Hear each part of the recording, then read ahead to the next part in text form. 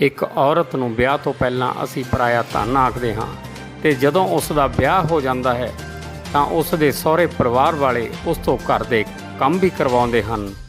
ਉਹ ਬੱਚੇ ਪੈਦਾ ਕਰਦੀ ਹੈ ਤੇ ਜਦੋਂ ਕੋਈ ਵੀ ਝਗੜਾ ਹੋਵੇ ਉਸ ਨੂੰ ਕਿਹਾ ਜਾਂਦਾ ਹੈ ਕਿ ਆਪਣੇ ਪਿਓ ਦੇ ਘਰ ਚਲੀ ਜਾ। ਸਮਾਜ ਤੋਂ ਮੈਂ ਮੀਡੀਆ ਦੇ ਜ਼ਰੀਏ ਇਹ ਸਵਾਲ ਕਰਦਾ ਹਾਂ ਕਿ ਇੱਕ ਔਰਤ ਦਾ ਘਰ ਆਖਰ ਕਿਹੜਾ ਹੁੰਦਾ ਹੈ। ਇਹ ਘਟਨਾ ਪੀੜਤ ਔਰਤ ਰਵਿਤਾ ਦੇਵੀ ਨਾਲ ਵਾਪਰੀ। ਉਸ ਦਾ ਪਤੀ ਰਾਮਾਕਾਂਤ ਸਿੰਘ ਨੇ ਉਸ ਦੀ ਬੇਦਰਦੀ ਨਾਲ ਕੁੱਟਮਾਰ ਕੀਤੀ ਤੇ ਉਸ ਨੂੰ ਘਰੋਂ ਕੱਢ ਦਿੱਤਾ।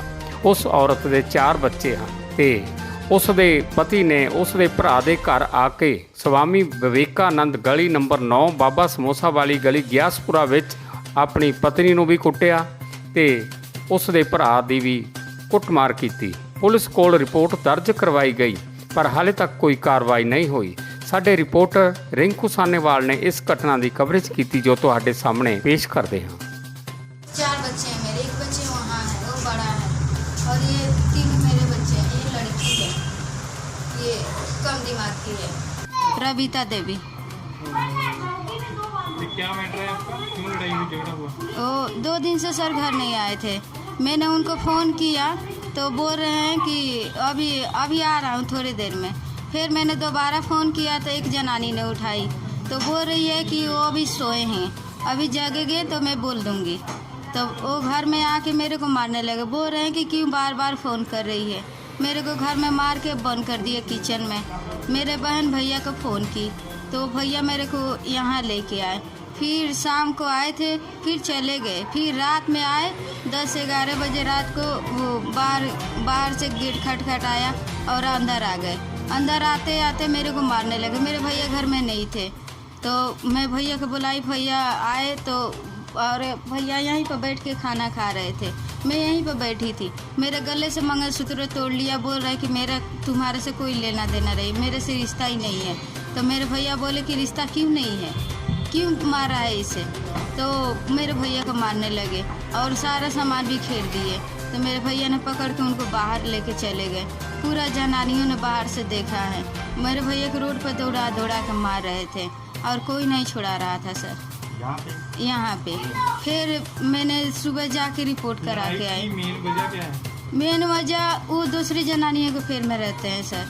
मेरे 4 बच्चे हैं, मैं इनको लेके कहाँ जाऊँगी। 12 बजे रात को 1 बजे रात को आते हैं घर पे, मेरे को मारने लगते हैं। शराब पीते हैं, सुबह से लेकर रात तक शराब पीते हैं। मैं बच्चों को लेके कहाँ जाऊँगी। 11 बजे 12 बजे रात के आएंगे घर पे और मार के मेरे को घर में से निकाल देंगे। बोलेंगे कि तू अपने बाप के घर चली जा। घर भैया का है, ये सारा सामान उन्हीं का है और दरवाजा और सारा तोड़ दिया है वहाँ उन्होंने। से मारकूट के निकाल दिया उसने? हाँ निकाल दिए थे। तो यहाँ पे आए हो? यहाँ पे आए, यहाँ पे आके उसने मारकूट की? यहाँ पे आके मेरे को भी मारे, भैया को भी मारे। क्या नाम है भाई आपका? जी मेरा विजय सिंह नाम है। क्या हुआ था? वो मेरे घर बहन को मारता पीटता था। वहाँ से मेरी एक और भी बहन है, उसने मेरे को फ़ोन किया कि आ जाओ, मेरी छोटी वाली बहन को मार रहा है। मैं गया था, इसको पीछे में बंद किया हुआ था, ताला मार दिया था।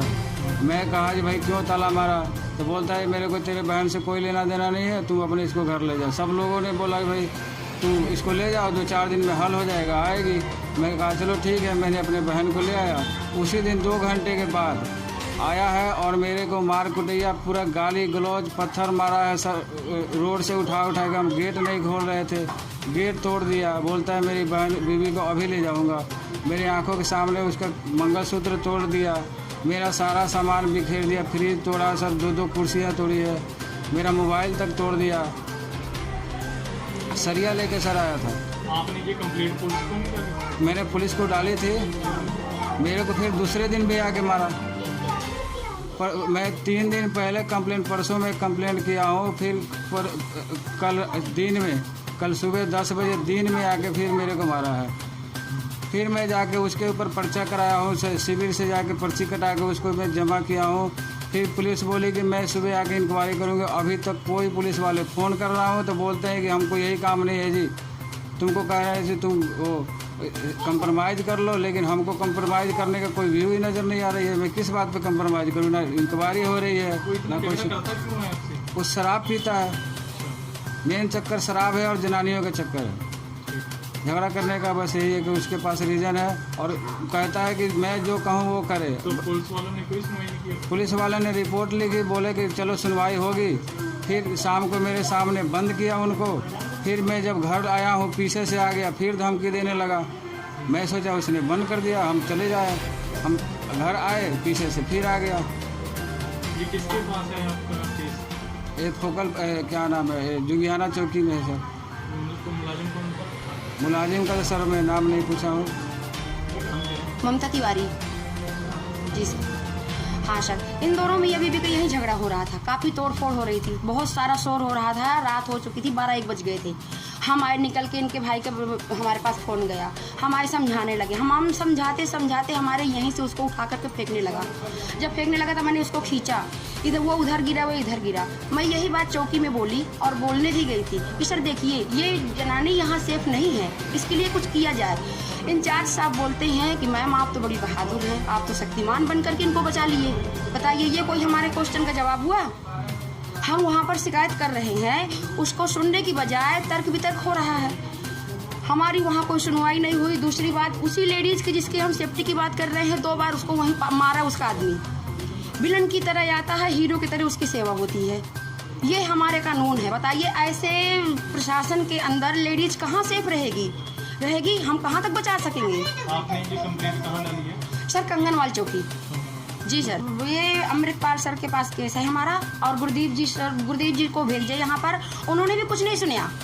बंदा उन्हीं के सामने बोल रहा है कि ये मुझे पकड़ेगा, ये तो मेरे से हर हफ्ते पैसे लेता है, ये तो मेरे पैर धो के पिएगा। मुजरिम ये बात कहता है। गुरदीप जी सुन के चले गए। मेरे से बोलते हैं तू कौन होती है बात करने वाली, तू क्या है इनकी? जिनका मैटर है वो दसे ना। अब मैं पूरे मैटर में हूँ, 2-3-4 दिन से लड़ाई हो रही है, सब कुछ हम ही कर रहे हैं। वहाँ हमारी कुछ सुनवाई नहीं हुई। गुरदीप जी ये कहते चले गए। अमृतपाल जी बोले मैडम आ तुसी तो शक्तिमान हो, तुसी तो बचा लियो इन्हों। बस ये बात हुई, 3 दिन गए, हमारी वहाँ कोई सुनवाई नहीं हुई।